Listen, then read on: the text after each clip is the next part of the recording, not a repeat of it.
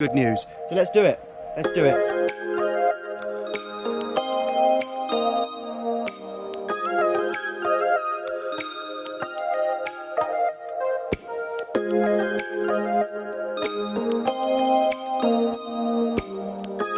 That piece of timber is anchored to the floor. I've screwed into another batten which is weighted down, so that can move freely, completely freely like that.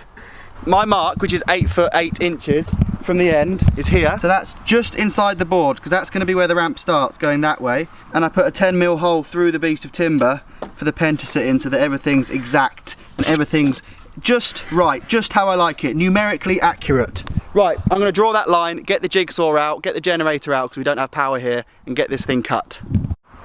It's really worth noting, because I've made this mistake loads of times, that you don't need as many sheets of ply as you think.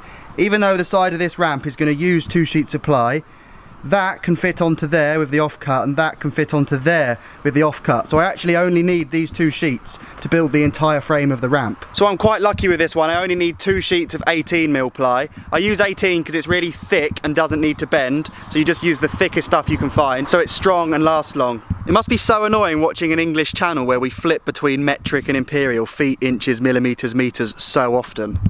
It must be infuriating. Oh well.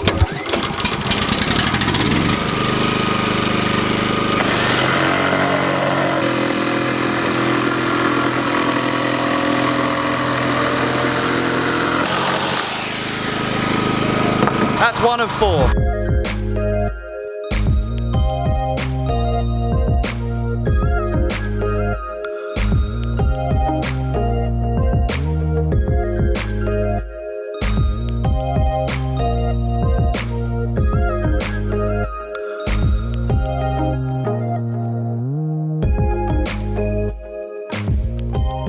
So I've cut the wood, and this is now the shape of the side of the ramp, and I've copied it across. So I've now got both sides of the ramp. Looking at it, it actually looks a little bit steep, probably. It probably is too steep. But as I said before, it's better to build it too steep because you can always open up the angle just by buzzing a bit off the top or draw a whole new line with a longer radius. So now the next thing, you have to get your battens, which are these lengths here, these timbers, cut them to the length of which you want your ramp to be wide. So however wide you want your ramp to be, that's how long you cut them. So my ramp's going to be the exact width of a sheet of ply, 4 foot wide. Well, they're all going to get cut to 4 foot. That's the strengthening battens to build the whole skeleton, the whole frame of this ramp. And we're going to fire it in there. This is the fast and fun bit. Let the time lapse begin.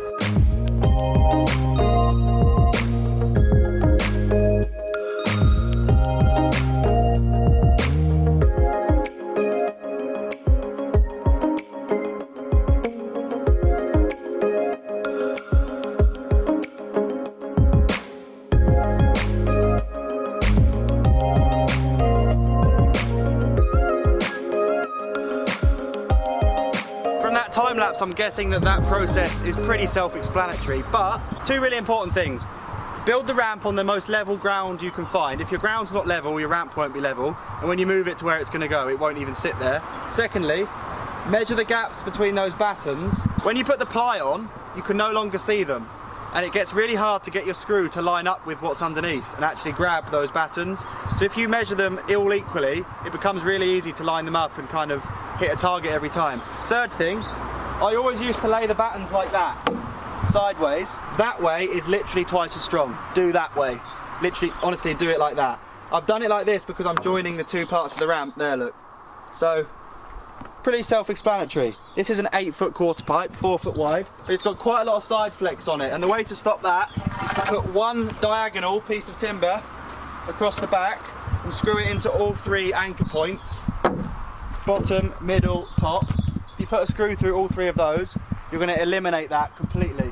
Pretty good, pretty straightforward. Problem solved.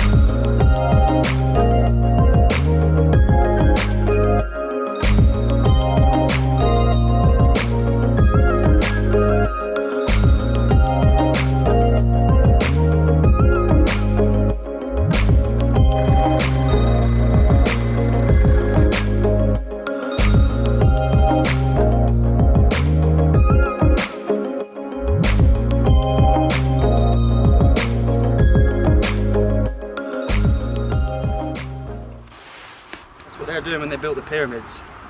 Tea-towel, knee pads, young George. Very nice. There's the ramp, freshly plied, fresh mulch landing. That will be the most insane soft landing, like you can land on your head in that stuff when it's box fresh. The ghetto rolling is evidently very ghetto. George, what you got? 540. First run? Not first run. Ready, young George? Ready? Ghetto rolling.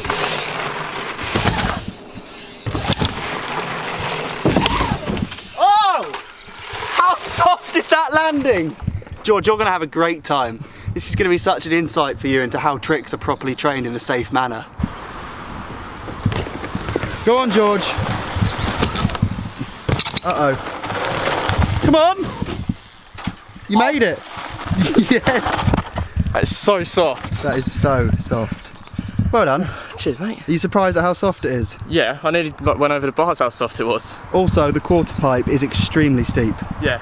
Maybe too steep. But that kind of helps with flare tail whips and double flares. Yeah, I'll do one later on.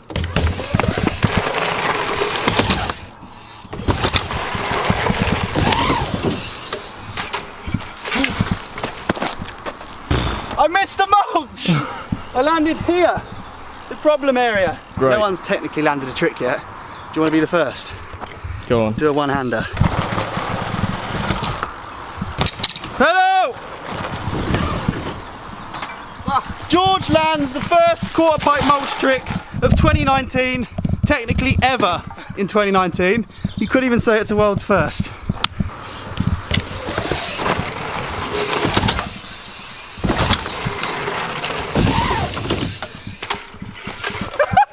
It's that soft! It's unbelievable.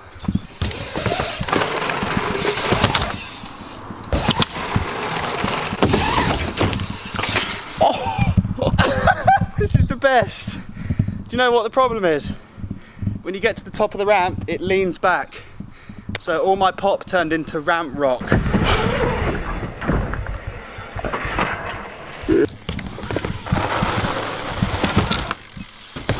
That was better. Oh my word, you did a perfect 3! Right, you are close to learning 5s now, today. Imminent. That is doable. Yeah, you looked, right, what you did is when you got to 360, you just looked dead ahead because that's what you know and that's how you 3. Just keep turning to. Yeah, George.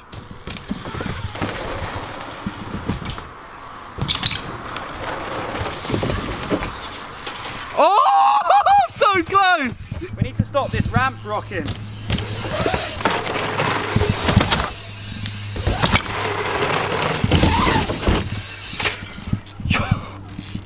Yeah, that counts. I'm taking that. I may also add that Gusset have sent me the most coolest saddle that matches this frame.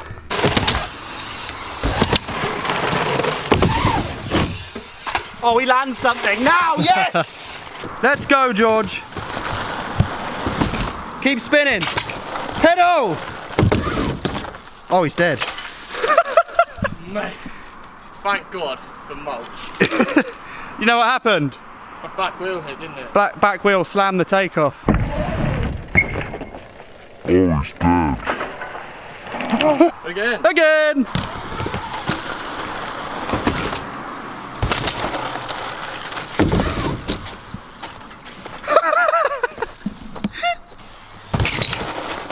Get it, George.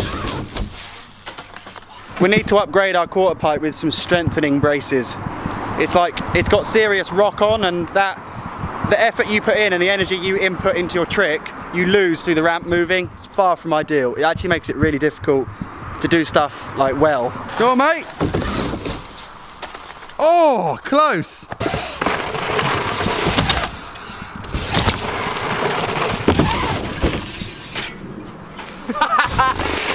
It's a fact that that ramp is not behaving as we need, but it's perfect, it just rocks. We could fix it, but we both have to leave really soon. It's so annoying because this is going to unlock a lot. It's cool, I like being here, and we've got a new feature, so I hope you've enjoyed today's video. And when I'm back from Canada, Whistler, sessions are going to go off like you've never seen. I'm hungry, so let's do it.